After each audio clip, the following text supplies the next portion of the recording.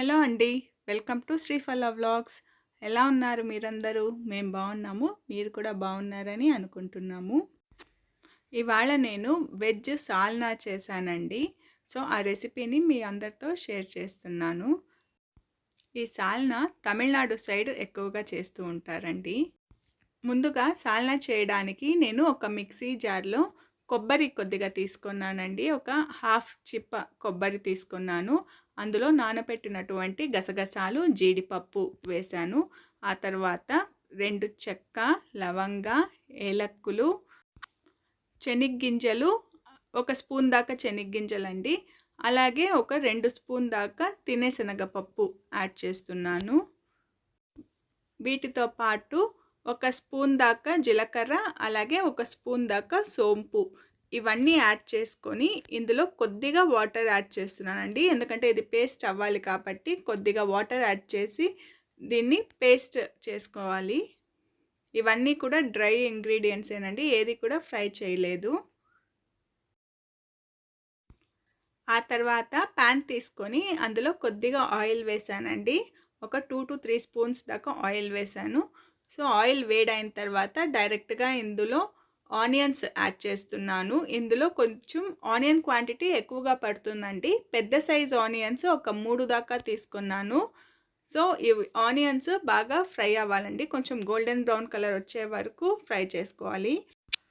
తమిళనాడులోని కొన్ని ఏరియాల్లో ఈ సాల్నా అనేది చాలా ఫేమస్ అండి. కాకపోతే నాన్ వెజ్లో సాల్నా చేసి ఇస్తూ ఉంటారు. నేనేమో ఇక్కడ వెజ్ సాల్నా చేశాను. ఇది పరాటాస్, చపాతీ, రైస్, పూరి అన్నిటికీ కూడా చాలా బాగుంటుందండి.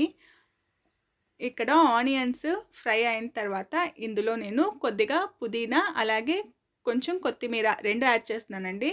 కొత్తిమీర క్వాంటిటీ కొంచెం ఎక్కువగానే పడుతుందండి. ఇక్కడ ఫ్రై చేసేటప్పుడు కొంచెం కొత్తిమీర యాడ్ చేసుకుంటున్నాను. ఆ తర్వాత ఫైనల్ గార్నిష్కి కూడా కొత్తిమీర యాడ్ చేయాలి.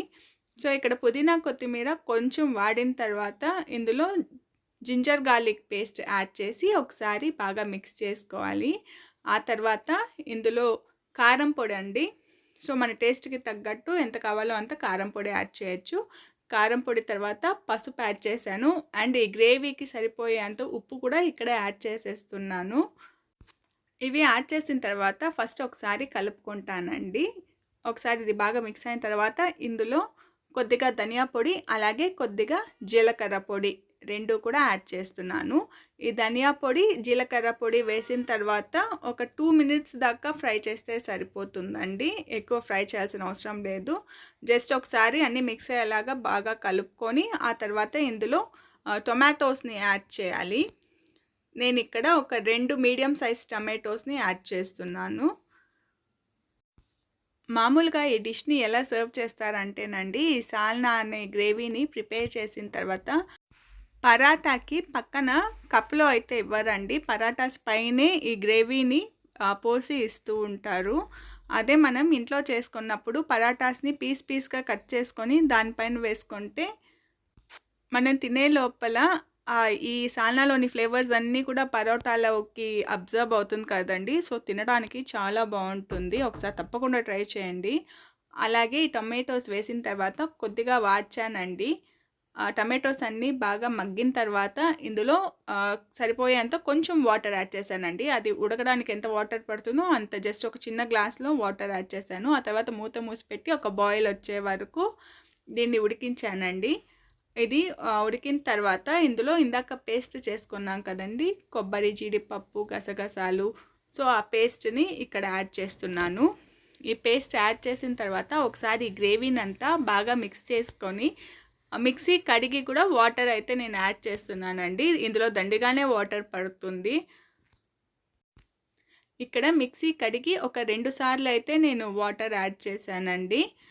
ఆ తర్వాత ఎక్స్ట్రా వాటర్ మనకు కన్సిస్టెన్సీని బట్టి ఎంత కావాలో అంత యాడ్ చేసుకోవచ్చు. ఇది క్వాంటిటీకి సరిపోయేంత వాటర్ యాడ్ చేసుకొని దీనికి మూత మూసి పెట్టి ఉడికించాలండి. ఇది ఉడికిందని ఎలా తెలుస్తుందంటే మనకు ఆయిల్ అనేది తేలుతుందండి. ఆయిల్ తేలే వరకు దీన్ని ఉడికించుకోవాలి. ఈ సాల్నా అనేది పరాటాస్కి మాత్రమే కాదండి, రైస్కి కూడా చాలా మంచి కాంబినేషన్. ఒకవేళ పరాటాస్కి చేసినప్పుడు ఏమైనా సాల్నా మిగిలిపోతే దాన్ని రైస్కి కూడా తినచ్చు, చాలా టేస్టీగా ఉంటుంది. ఇక్కడ సాల్నా అయితే రెడీ అయిపోయిందండి. దీన్ని ఫైనల్ గార్నిష్ కొత్తిమీరతోటి గార్నిష్ చేస్తున్నాను. సో సాల్నా రెసిపీ అయితే చాలా సింపుల్ అండ్ టేస్టీగా ఉంటుందండి. మీరు తప్పకుండా ఈ రెసిపీ ట్రై చేయండి. అలాగే ఎలా వచ్చిందో కమెంట్ సెక్షన్లో చెప్పండి. ఈ వీడియోతో పాటు మేము మొన్న హోలీ పౌర్ణమి రోజు తిరుమల వెళ్ళామండి. సో ఆ వీడియో కూడా ఇందులోనే యాడ్ చేస్తున్నాను. 3 months ముందే మేము టికెట్స్ బుక్ చేసుకున్నామండి హోలీ పౌర్ణమి రోజు. సో స్వామివారి గరుడ సేవ కూడా ఉంటుంది కదండి. సో లోపల స్వామివారి దర్శనము గరుడ సేవ 2 చూసుకోవచ్చు అని ఆ రోజు బుక్ చేశాము. హోలీ పౌర్ణమి రోజు మేము తిరుమల రీచ్ అవ్వడానికి మధ్యాహ్నం 1:30 ఆ టైంకి అలా తిరుమలలో రీచ్ అయ్యామండి. మా ఊరు నుంచి తిరుమలకి వెళ్ళడానికి 3 hours టైం పడుతుందండి. తిరుపతికి ఒక 2 hours, మళ్ళీ అక్కడి నుంచి తిరుమలకి అప్రాక్సిమేట్గా ఒక 45 minutes to 1 hour అలా టైం పడుతుందండి. ఎందుకంటే కింద చెక్కింగ్ అవి ఉంటుంది కదండి, అవన్నీ కంప్లీట్ చేసుకొని తిరుమల రీచ్ అయ్యే లోపల మధ్యాహ్నం 1:30 అలా అయిందండి. 1:30కి మేము ఏటీసీ సెంటర్ స్టార్టింగ్లో ఎంటర్ అయ్యామండి. అలాగే మేము ఫోన్ అంతా డిపాజిట్ చేసి లోపల కూర్చోబెడతారు కదండి. సో అక్కడ వెళ్ళేసరికి మధ్యాహ్నం 3 o'clock అయిపోయింది. అక్కడే అన్నం అయితే ఇస్తూ ఉన్నారండి. సో అక్కడే అన్నం తీసుకొని పులుసు అన్నం ఇచ్చారు. సో అన్నం తీసుకొని అక్కడే తిన్నామండి. 3 o'clockకి మేము అక్కడ కూర్చుంటే 4 o'clock అలా ఓపెన్ చేశారండి తలుపు. మేము 4 o'clockకి దర్శనానికి వెళ్ళాము. 4కి వెళ్తే 5 o'clock అంతా రిటర్న్ వచ్చేసామండి. చాలా బాగా జరిగిందండి స్వామివారి దర్శనము. రష్ కూడా ఉన్నారండి. గరుడ సేవ టైంకి లోకల్లో వాళ్ళు కూడా చాలామంది వచ్చారండి. వేరే ఊరు నుంచి వచ్చి గరుడ సేవ చూడడం కాకుండా అక్కడ లోకల్లో ఉన్న వాళ్ళు కూడా గరుడ సేవ కోసమే ఈవినింగ్ బయలుదేరి వచ్చారటండి. మా పక్కన కూర్చొని ఉన్న వాళ్ళు చెప్పారు. ఇంతకుముందు ఏనుగులు కూడా పాస్ అయ్యాయండి. నేను వీడియో తీశాను, కాకపోతే అది రికార్డ్ కాలేదు. ఇంటికి వచ్చాకే చూసుకున్నాను. సో ఏనుగులు ముందర వెళ్ళిన తర్వాత వెనకాల కోలాటం ఆడే వాళ్ళైతే వచ్చారు. సో ఇక్కడ వీళ్ళ కోలాటం కూడా పెడతాను చూడండి.